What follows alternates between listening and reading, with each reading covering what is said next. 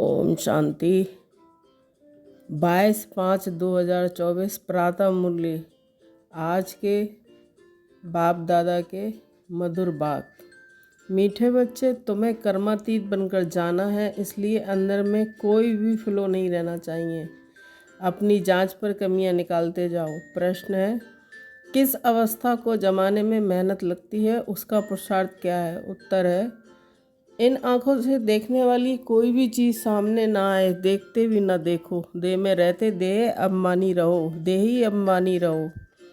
ये अवस्था जमाने में टाइम लगता है। बुद्धि में सिवाय बाप और घर के कोई वस्तु याद ना आए, इसके लिए अंतर्मुखी हो अपनी जांच करनी है, अपना चार्ट रखना है। ओम शांति।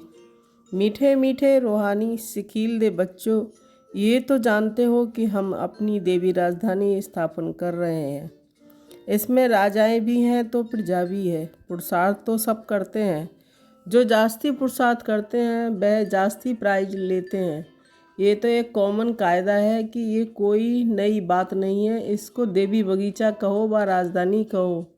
अभी यह है कलयुगी बगीचा अथवा कांटों का जंगल।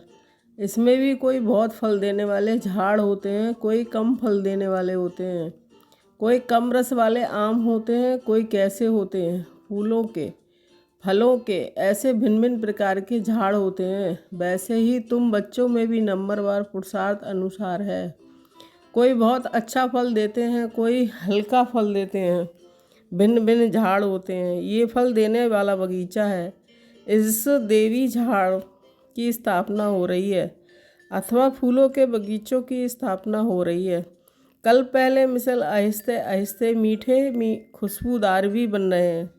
नंबरवार पुरुषार्थ अनुसार सब वैरायटी है ना। बाप के पास भी आते हैं बाप का मुखड़ा देखने। ये तो ज़रूर समझते हो कि बाबा हमको स्वर्ग का मालिक बनाते हैं। ये बच्चों को निश्चय है ज़रूर। बेहद का बाबा हमको बेहद का मालिक बना रहे हैं। मालिक बनने में खुशी भी बहुत होती है।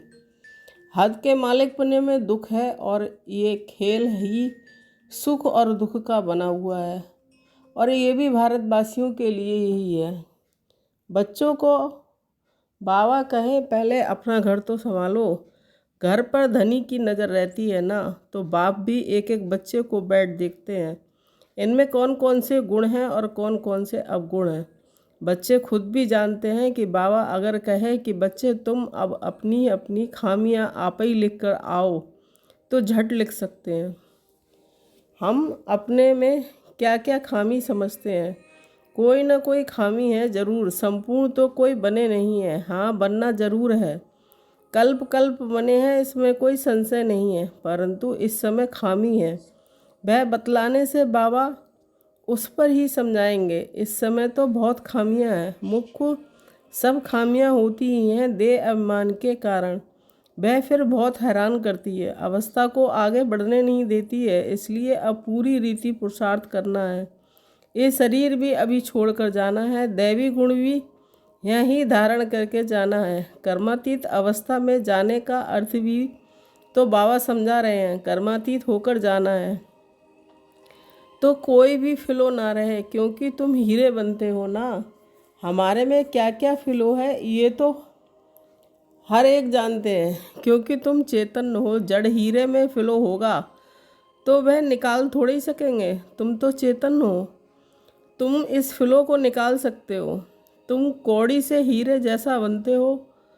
तुम अपने को अच्छी रीति जानते हो। सर्जन पूछते हैं कौन सा फ्लो है, तो तुमको अटकाता है, आगे बढ़ने नहीं देता है। फ्लोलेस तो पिछाड़ी में बनना है, वह सब अभी निकालना है। अगर फ्लो नहीं निकलता तो हीरे की वैल्यू कम हो जाती है।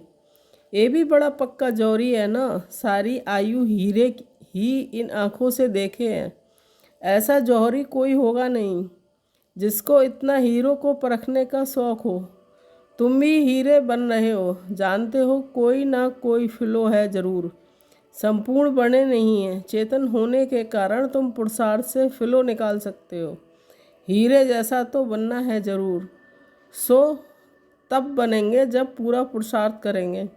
बाप कहते हैं कि तुम्हारी अवस्था ऐसी पक्की हो जो शरीर छूटने के समय अंत में कोई भी याद ना आए। ये तो क्लियर है, मित्र संबंधी आदि सबको भूलना है। संबंध रखना ही है एक बाप से। अभी तुम हीरे बन रहे हो, ये जवाहरात की दुकान है। तुम हर एक जौहरी हो, ये बातें दूसरा कोई भी जानता नहीं है। तुम बच्चे जानते हो, हर एक के दिल में है कि हम विश्व के मालिक बन रहे हैं पुरुषार्थ के अनुसार। जिन्हों को ऊंच पद मिला है उन्होंने ज़रूर पुरुषार्थ किया है, तो तुम्हारे में से ही ना। तुम बच्चों को ही इतना पुरुषार्थ करना है, इसलिए बाबा एक एक बच्चे को देखते रहते हैं जैसे फूलों को देखा जाता है ना।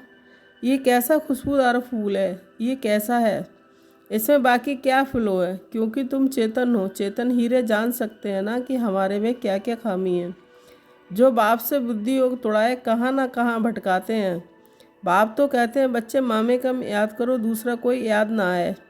गृहस्थ व्यवहार में रहते एक बाप को याद करना है। इन्हों को तो भट्टी बननी थी, जो तैयार हो निकली सर्विस के लिए। देखते हैं कि पुराने पुराने जो हैं वह अच्छी सर्विस कर रहे हैं, थोड़े नई भी ऐड होते जाते हैं। पुरानों की भट्टी बननी थी, भल पुराने हैं तो भी खामियां हैं ज़रूर।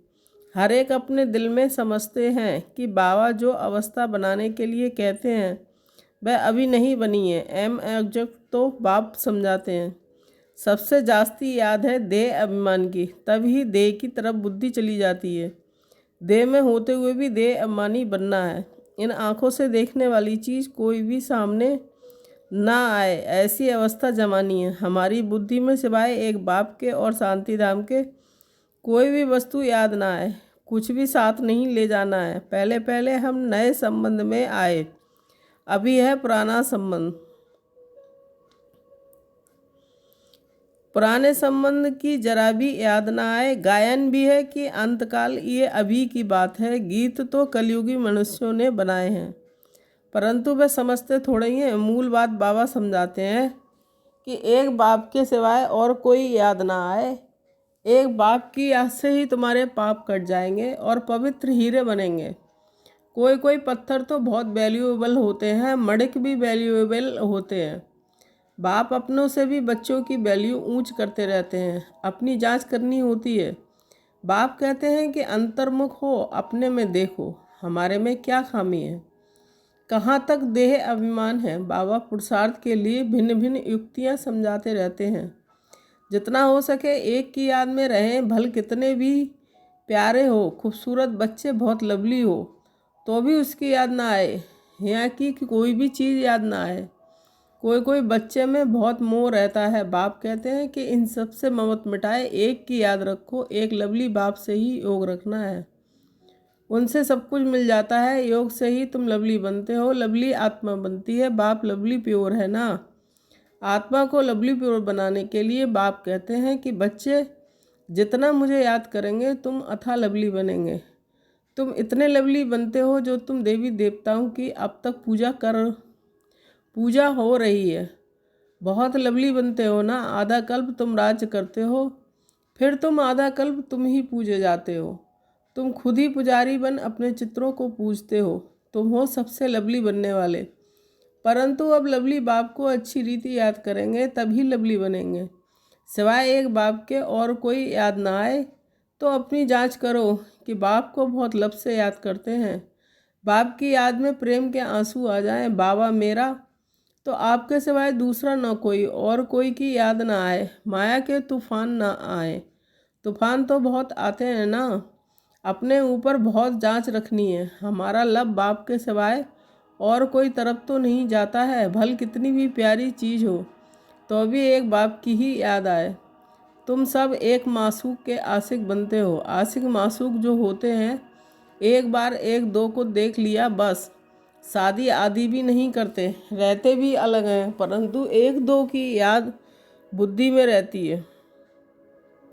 अभी तुम जानते हो हम सब आशिक हैं एक मासूक के। उस मासूक को तुम भक्ति मार्ग में भी बहुत याद करते थे, यहाँ भी तुम्हें बहुत याद करना है, जबकि वह सम्मुख है। बाप कहते हैं मामे कम याद करो तो तुम्हारा बेड़ा पार हो जाएगा। इसमें संशय की कोई बात नहीं है। भगवान से मिलने के लिए सब भक्ति करते हैं। यहाँ कोई कोई बच्चे तो बहुत हड्डी सर्विस करते हैं, सर्विस के लिए जैसे एकदम तड़पते हैं, बहुत मेहनत करते हैं। ये भी तुम जानते हो कि बड़े आदमी इतना नहीं समझ सकेंगे, परंतु तुम्हारी मेहनत कोई व्यर्थ नहीं जाती है। कोई समझकर लायक बनते हैं, फिर बाबा के आगे आते हैं। तुम समझते हो कि ये लायक है बा नहीं।